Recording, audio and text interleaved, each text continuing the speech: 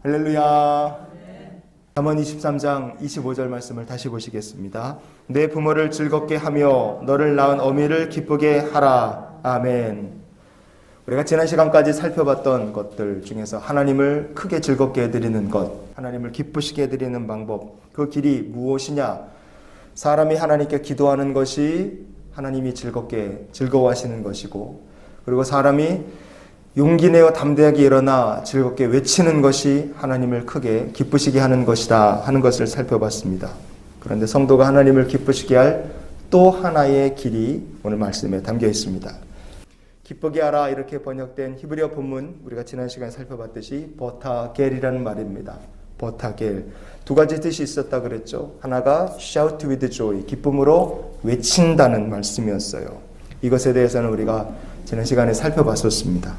또 하나 뜻이 뭐냐? 이 버타겔이라는 말의 뜻이 비명, 시끄럽게 소리를 내서 운다. 이런 비명이나 시끄럽게 소리를 내서 우는 것하고 하나님을 기쁘시게 해드리는 것과 도대체 무슨 상관이 있느냐 이거예요. 만약에 성도가 상황이 지극히 어렵고 고난을 당해서 비명을 지르고 서럽게 운다. 그러면 아마 성도가 그렇게 슬퍼하고 고난당하는 것 하나님께서 가슴 아파하실 것입니다. 그런데 만약에 성도가 회개의 기도를 드리며 통회하고 자복하고 눈물을 흘린다. 그래서 하나님 앞에 눈물 흘리고 회개하며 기도하느라 목이 쉬고 주님 앞에 자기 가슴을 치며 비명을 지르듯이 통회하며 자복한다. 여러분, 그 기도는 얼마든지 하나님을 기쁘시게 하는 기도가 된다는 것을 우리가 기억하기 원합니다. 그래서 주님 앞에 죄 때문에 정말 떼굴떼굴 굴르듯이 기도하는 그 모습을 성경은 통회한다고 이야기해요. 시편 34편의 18절 말씀을 같이 한번 보시겠습니다. 여호와는 마음이 상한 자를 가까이 하시고 충심으로 통회하는 자를 구원하시는도다. 아멘. 하나님께서는 진심으로 통회하는 자를 구원하십니다. 그가 비명을 지르듯이 하나님 앞에 불쌍한 죄인임을 고백하고 자기 가슴을 치며 눈물로 회개할 때 그 기도가 하나님께서 진심으로 받으시고 하나님께서 긍휼히 여기셔서 구원 베푸실 기도가 된다는 것을 우리가 잊지 않았으면 좋겠습니다. 시편 51편 17절 말씀을 또 보시겠습니다. 하나님께서 구하시는 제사는 상한 심령이라. 하나님이여 상하고 통회하는 마음을 주께서 멸시하지 아니하시리이다. 아멘. 하나님께서 성도가 흘리는 눈물 그리고 회개의 그 기도를 제사로 받아주십니다. 참된 제사로 받아주시는 거예요. 사람이 눈물을 펑펑 쏟고 만약에 목 놓아 운다 그러면 그 모습이 보기 아름답지는 않을 거예요. 하지만 하나님 보시기에는 통회하며 쏟는 눈물의 기도, 성도가 그 모습이 너무 아름답고 귀하신 겁니다. 그래서 하나님께서 통회하는 자를 어떻게 해주시는가? 이사야서 57장 15절 말씀을 계속 보시겠습니다. 내가 높고 거룩한 곳에 있으며 또한 통회하고 마음이 겸손한 자와 함께 있나니 이는 겸손한 자의 영을 소생시키며 통회하는 자의 마음을 소생시키려 함이라. 아멘. 우리가 하나님 앞에 눈물로 통회하고 회개할 때요, 누가 우리와 함께 하신다 그랬습니까? 그 자리에 하나님께서 통회하는 자와 함께 하신다 그랬어요.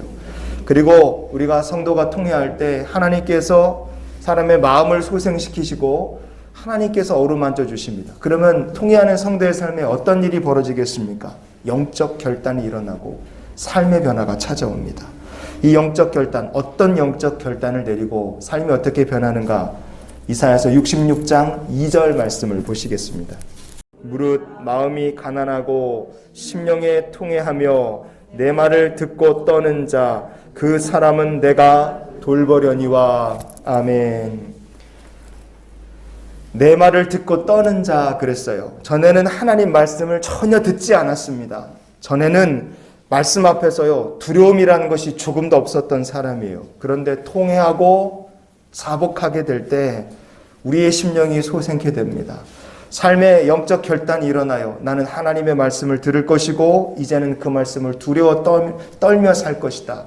그러면 하나님께서 어떻게 해주신다 그랬습니까? 내가 그런 사람을 돌보아 주시겠노라 하나님 말씀하셨어요. 우리가 하나님 말씀을 듣게 되고 하나님 말씀 앞에 두려워 떨게 된다. 성경은 성도가 그렇게 사는 것을 가리켜 여호와 경외한다고 얘기합니다.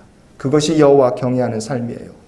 그럼 여호와를 경외하는 성도를 하나님께서 어떻게 해주시느냐? 오늘 말씀의 결론입니다. 시편 31편의 19절 말씀을 같이 보시겠습니다. 주를 두려워하는 자를 위하여 쌓아두신 은혜, 곧 주께 피하는 자를 위하여 인생 앞에 베푸신 은혜가 어찌 그리 큰지요. 아멘. 주를 두려워하는 자, 하나님을 경외하는 자를 위해서 우리 하나님께서 쌓아두신 은혜가 있습니다. 그 길로 인도해 주십니다. 성도 여러분, 우리가 어떻게 하면 하나님을 기쁘시게 할 수 있을까? 사람이 하나님을 기쁘시게 하는 길이 세 가지가 있습니다.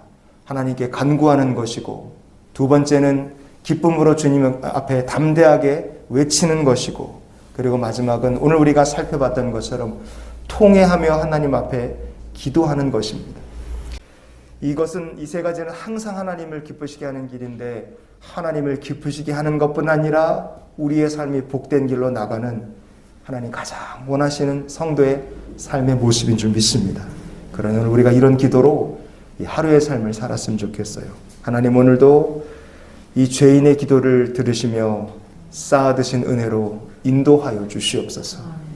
하나님을 기쁘시게 하는 길, 간구하고 기쁨으로 외치고 통회하며 기도함으로 우리 하나님을 기쁘시게 하고 쌓아두신 은혜의 삶으로 날마다 인도함을 받는 저와 여러분의 삶이 될 수 있기를 주의 이름으로 축원을 드립니다.